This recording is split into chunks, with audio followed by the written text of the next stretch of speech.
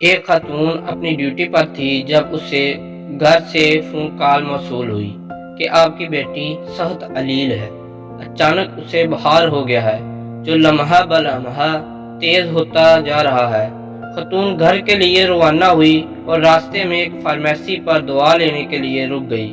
جب واپس وہ اپنی گاڑی کے پاس پہنچی تو اسے پتہ چلا کہ بکلاہٹ میں گاڑی کی چابیاں اندر ہی لاک ہو چکی ہیں۔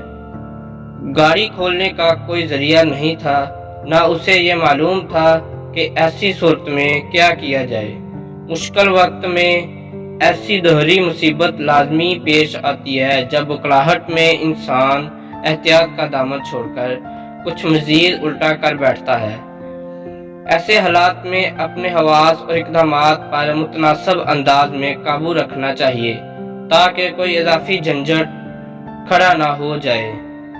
خاتون نے اپنے گھر فون کر کے بچی کی صورتحال معلوم کی جو بدستور خراب ہوتی چلی جا رہی تھی۔ اس نے آیا کو بتایا کہ میری گاڑی کی چابیاں اندر ہی لاک ہو چکی ہیں اور کچھ سمجھ نہیں آ رہی کہ کیا کیا جائے۔ آیا نے اسے بتایا اگر کہیں قریب سے کوٹ کا ہینگر مل جائے تو اس کا تار شیشے میں پھنسا کر اسے نیچے کیا جا سکتا ہے۔ قریب ہی ایک ڈرائی کلینر کی دکان سے اسے کوٹ ہینگر تو مل گیا مگر اسے استعمال کرنے سے وہ قاصر رہی۔ خاتون کی مشکل دیکھ کر کچھ اور لوگ بھی اس کی مدد کو پہنچے۔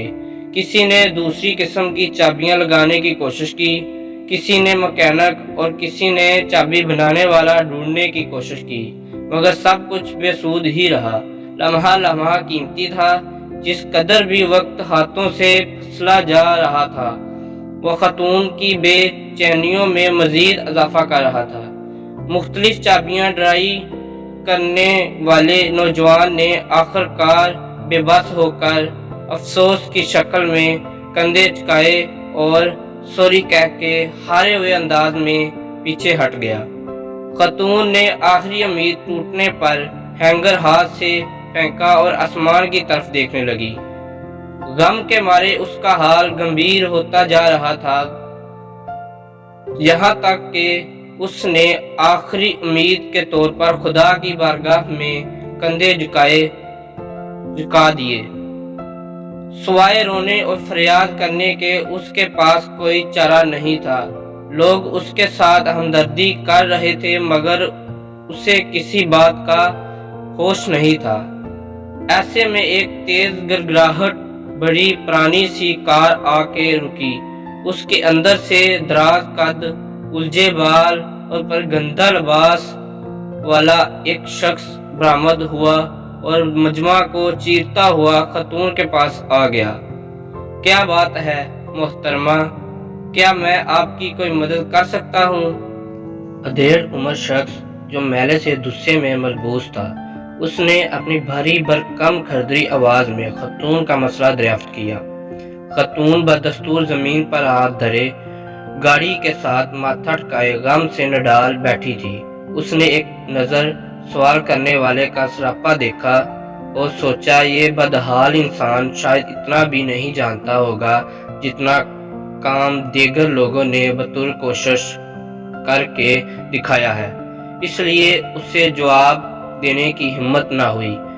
قریب ہی کھڑے ایک شخص نے آنے والے مسکین کے سامنے مسئلہ اجاگر کیا تو اس نے ایک زوردار قہقہ لگایا اور خاتون سے کہا، اٹھ جاؤ بی بی، اٹھ جاؤ، خدا نے آج تمہاری بھی سن لی ہے اور میرا گھیراؤ بھی خوب کیا ہے۔ مسکین صورت شخص نے اپنے ہڈ کی لیسز کھولی اور سر سے ہڈ اتارا اور الجھی ہوئی داڑھی میں انگلیاں پھیرتے ہوئے کہا، کوئی بھاگ کر جائے اور کہیں سے مجھے ایک کوٹ ہینگر یا تار کا کوئی ٹکڑا لا دے۔ ایک نوجوان نے کوٹ ہینگر اٹھا کر اسے تھما دیا۔ اس نے ہینگر کا سرا ایک مخصوص انداز میں تھوڑا سا سیدھا کیا اور اگلی ہی آن میں گاڑی کا لاک کھول دیا۔ ارے واہ، تم تو کوئی فرشتہ صفت انسان ہو، یا شاید تم کوئی فرشتہ ہی ہو جو اس آڑے وقت میں میری مدد کے لیے پہنچے۔ یقین کرو جو احسان تم نے میرے اوپر کیا ہے اس اس کے لیے میں تمہاری دل و جان سے مشکور ہوں۔ تھینک یو سو مچ۔ نہیں خاتون، فرشتہ تو دور کی بات ہے، میں تو ایک اچھا انسان بھی نہیں، میں ایک کار چور ہوں۔ ابھی 1 گھنٹہ پہلے ہی مجھے رہائی ملی ہے اور میں بے مقصد اس سڑک پر ہو لیا۔